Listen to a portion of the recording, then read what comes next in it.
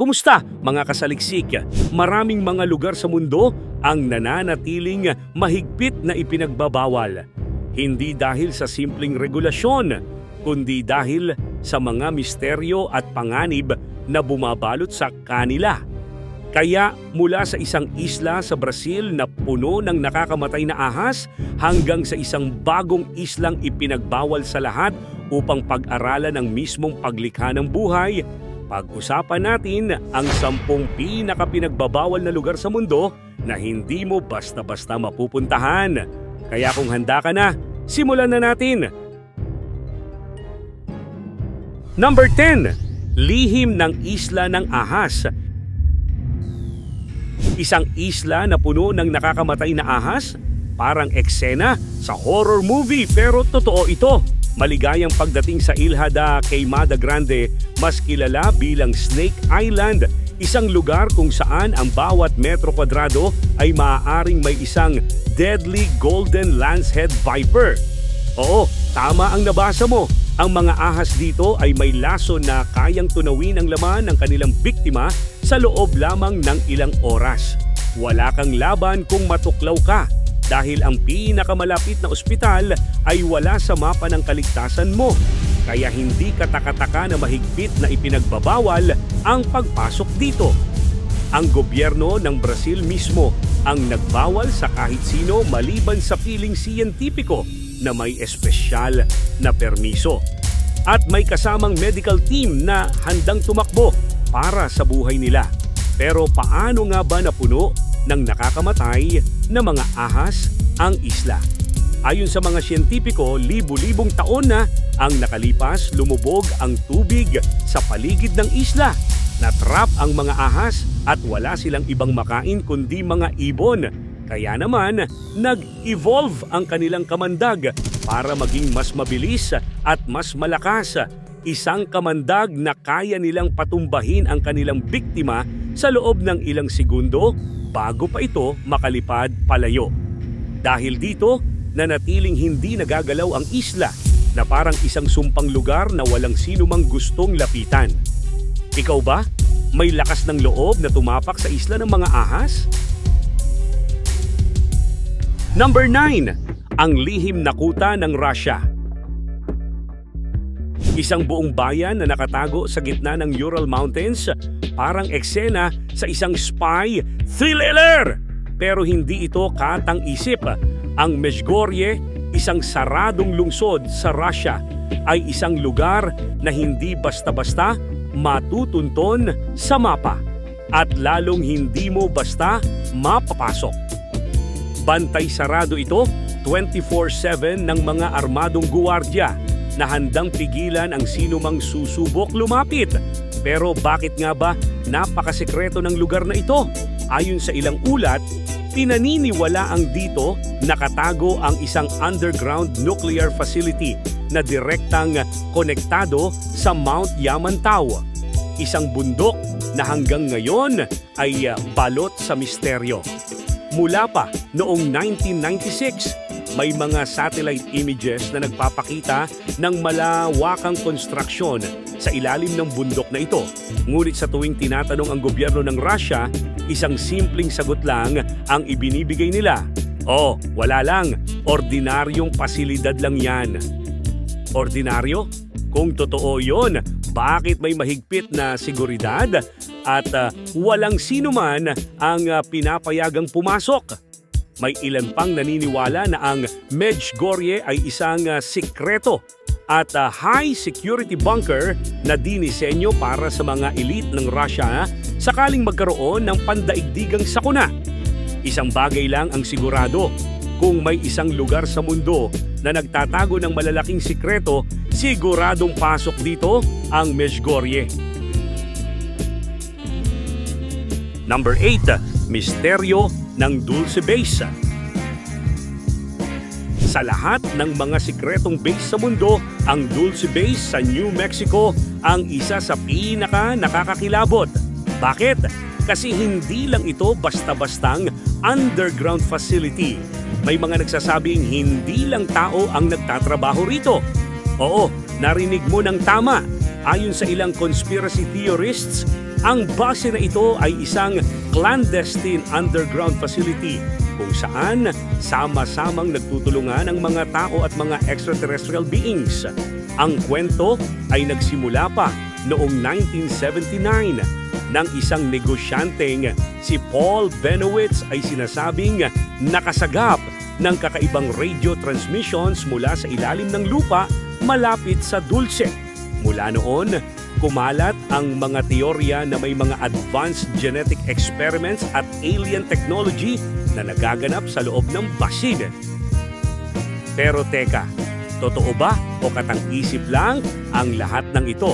Sa totoo lang, walang kahit anong solidong ebidensya na nagpapatunay na may ganitong base nga sa ilalim ng New Mexico. Pero hindi ito nakapigil sa mga naniniwala na may itinatagong katotohanan dito.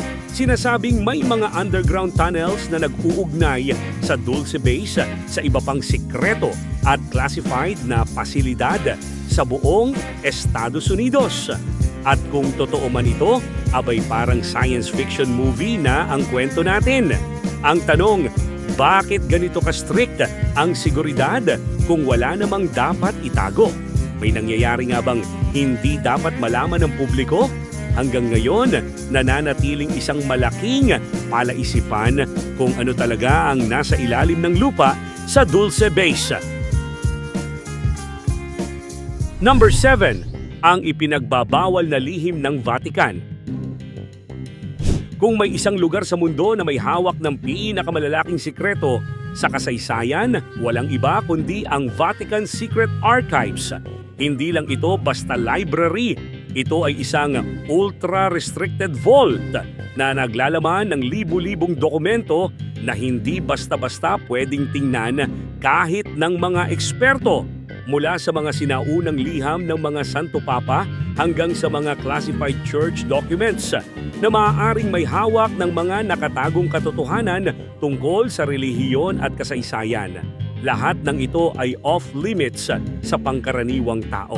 Ayon sa ilang haka-haka, may mga nawawalang aklat ng Biblia rito, mga lihim na ulat tungkol sa extraterrestrial encounters, at pati na rin mga dokumentong maaaring magpabago ng kasaysayan ng mundo.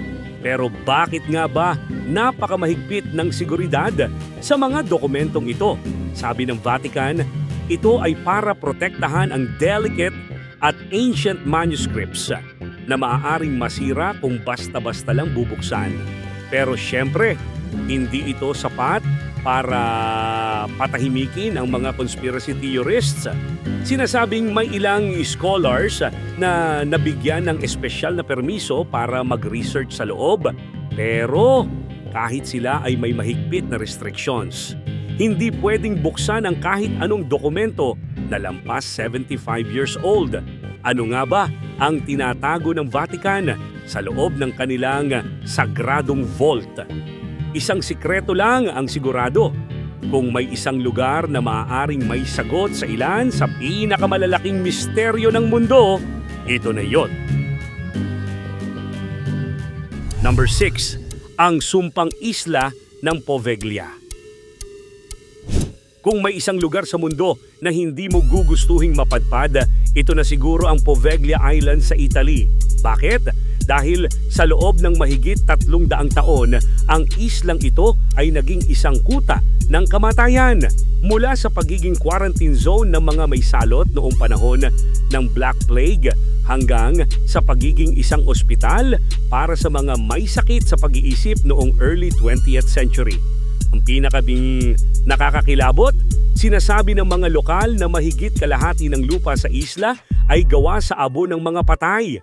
O, ganoon karami ang namatay dito at ayon sa ilan, ang kanilang mga kaluluwa ay nananatili pa rin sa isla, hindi matahimik sa kabilang buhay sa sobrang tindi ng mga kwento tungkol sa lugar na ito. Mismong gobyerno ng Italy ang nagbawal sa sinuman na pumasok dito. Kahit pa mga eksperto at archaeologists, may mga teorya na may nakabaong mga sinaunang artifact at historical records sa isla na maaaring magbigay linaw sa madilim nitong nakaraan. Ngunit sa ngayon, lahat iyon ay nananatiling isang misteryo.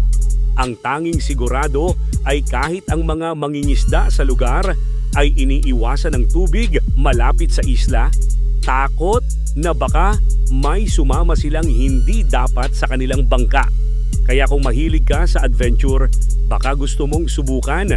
Pero siguraduhin mong hindi ka na mag-uwi ng multo pag alis mo. Number 5, lihim ng Mount Weather. Isang buong underground city na ginawa para sa mga pinuno ng gobyerno kung sakaling magkaroon ng sakuna. Mukhang eksena sa isang post-apocalyptic movie, pero totoo ito. At ang pangalan nito ay Mount Weather Emergency Operations Center sa Virginia, USA. Itinayo noong panahon ng Cold War. Ang pasilidad na ito ay isang napakalawak na bunker na may sarili nitong supply ng pagkain, tubig, kuryente at kahit isang maliit na lawa sa ilalim ng lupa. Ang layunin, protektahan ang mga mahahalagang opisyal ng gobyerno kung sakaling may mangyaring pandaigdigang krisis gaya ng nuclear war o matinding pagbagsak ng ekonomiya. Pero teka, paano naman ang mga ordinaryong tao? Wala silang pag-asa makapasok dito. Ang lugar na ito ay highly classified at binabantayan ng todo-todo ng gobyerno ng US. Sa katunayan, may mga haka-haka na may isa pang secret government structure sa loob nito, isang parallel na gobyerno na maaaring lumitaw at pumalit sa kasalukuyang administrasyon kung sakaling mawala ang Washington, D.C. Walang sino mang ordinaryong mamamayan ang makakapasok dito at kahit ang eksaktong detalye ng buong pasilidad ay hindi inilalabas sa publiko. Isang bagay lang ang malinaw. Kung may isang lugar na pupuntahan ang mga powerful elite kapag dumating ang katapusan ng mundo, siguradong Mount Weather ang unang destinasyon nila. Number 4. Ang misteryo ng North Sentinel Island. Isang isla na hindi mo kailanman pwedeng lapitan kahit pa ikaw ang pinakamagaling na archaeologist sa mundo. Welcome to North Sentinel Island, ang lugar kung saan ang bawat bisita ay may isang bagay lang na maaaring asahan, isang pagsalubong ng palaso at sibat. Matatagpuan sa Bay of Bengal, ang islang ito ang tahanan ng Sentinelese, isa sa huling tribo sa mundo na hindi kailanman nakipag-ugnayan sa modernong sibilisasyon. Sa loob ng libu-libong taon, pinanatili nilang puro at hindi nadudungisan ng labas na impluensya ang kanilang kultura at gagawin nila ang lahat para manatili itong ganoon. Noong 2004, matapos ang isang malakas na lindol at tsunami, isang rescue helicopter ang lumipad sa itaas ng isla para tingnan kung ligtas ang mga nakatira doon. Ang sagot ng Sentinelese, pinaulanan nila ng palaso ang helicopter kahit ang gobyerno ng India ay sumuko na sa pagtatangkang makipag-ugnayan sa kanila at mahigpit na ipinagbabawal ang sinuman na lumapit sa isla. Pero bakit ganito kasekreto ang lugar na ito? Dahil sa walang immunidad ang Sentinelese sa modernong sakit, isang simpleng sipon lang mula sa isang dayuhan ay maaaring magdulot ng kanilang pagkalipol. Kaya't sa ngayon, ang North Sentinel Island ay mananatiling isa sa pinakabawal at misteryosong isla sa mundo. Number 3, ang bawal na lihim ng Isegran Shrine. Isang templo na sagrado, misteryoso at mahigpit na ipinagbabawal sa kahit sino maliban sa isang piling grupo ng mga tao. Yan ang Isegran Shrine sa Japan, ang pinakamahalagang dambana ng Shinto at ang sinasabing tirahan ng sun goddess na si Amaterasu. Mula pa noong mahigit 1,300 taon na ang nakalipas, ang dambanang ito ay itinayong muli kada 20 taon bilang pagsunod sa isang sinaunang tradisyon ng muling pagsilang at espiritual na kadalisayan. Ngunit narito ang tunay na misteryo, Walang sino man ang maaaring makapasok sa loob nito maliban sa pinakamataas na Shinto priest at mga miyembro ng Japanese Imperial Family. Ang mas nakakagulat, bawal ang anumang archaeological excavation sa dambana. Kahit na maraming haka-haka na maaaring may nakatagong sinaunang artifact o mahalagang kasaysayan sa ilalim ng lupa nito, walang sino man ang maaaring maghukay upang alamin ang katotohanan. Sinasabi ng iba na ito ay upang mapanatili ang banal na espiritu ng dambana, habang ang iba naman ay naniniwala na maaaring may mga nakatagong lihim sa kasaysayan ng Japan na hindi dapat mabunyag. Anuman ang tunay na dahilan, isa lang ang sigurado: ang East Grand Shrine ay isang lugar na may pinakasekretong kasaysayan na hindi kailanman mabubuksan sa mata ng mundo. Number 2, ang nakakatakot na lihim ng North Brother Island. Sa loob ng New York City, may isang islang halos walang nakakapasok. Isang lugar na dating punong-puno ng pagdurusa, sakit at kamatayan. Kilalanin ang North Brother Island, isang misteryosong isla na may madilim na nakaraan. Noong late 19th century, ito ang naging quarantine facility para sa mga pasyenteng may mga nakakahawang sakit gaya ng tuberculosis, smallpox at typhoid fever. Ang pinakakilala nitong residente, walang iba kundi si Mary Mallon o mas kilala bilang Typhoid Mary, ang unang asymptomatic carrier ng typhoid fever na naitala sa kasaysayan. Ikinulong siya rito sa loob ng mahigit 20 taon hanggang sa siya ay bawian ng buhay. Ngunit hindi doon nagtatapos ang madilim na kwento ng isla. Matapos ipasara ang quarantine hospital, ginamit ito bilang isang rehab center para sa mga kabataang adik sa droga. Pero sa halip na makabuti, mas lalong lumala ang sitwasyon dahil sa mga ulat ng pang-aabuso at kapabayaan. Noong 1960s, tuluyan na itong isinara at mula noon ay binalot na ng kalikasan ang mga lumang gusali nito. Ngayon, ang isla ay isang protected bird sanctuary at mahigpit na ipinagbabawal ang pagpasok kahit kanino. Pero may ilang matapang na sumubok lumapit at nagsabing may naririnig silang bulong at nakakakita ng mga anino sa loob ng mga abandonadong gusali. Ano sa tingin mo? Gawa-gawa na lang ba ito o may mga kaluluwang hindi pa rin matahimik sa North Brother Island? Number 1, ang misteryo ng Surtsey Island. Isang bagong isla na hindi pa nagagalaw ng tao, parang eksena sa isang adventure movie. Pero totoo ito, at ito ang Surtsey Island, ang isa sa pinakabatang isla sa mundo. Lumitaw ito sa ibabaw ng dagat noong 1963 matapos ang isang malakas na pagsabog ng bulkan sa ilalim ng Atlantic Ocean, malapit sa baybayin ng Iceland. Mula noon, mahigpit na ipinagbabawal ang pagpasok ng sinuman sa isla maliban sa ilang piling siyentipiko. Pero bakit? Simple lang. Ang isla ay isang natural na laboratorio. Dito pinag-aaralan ng mga eksperto kung paano unti-unting sumisibol ang buhay sa isang lugar na walang kahit anong naunang halaman o hayop.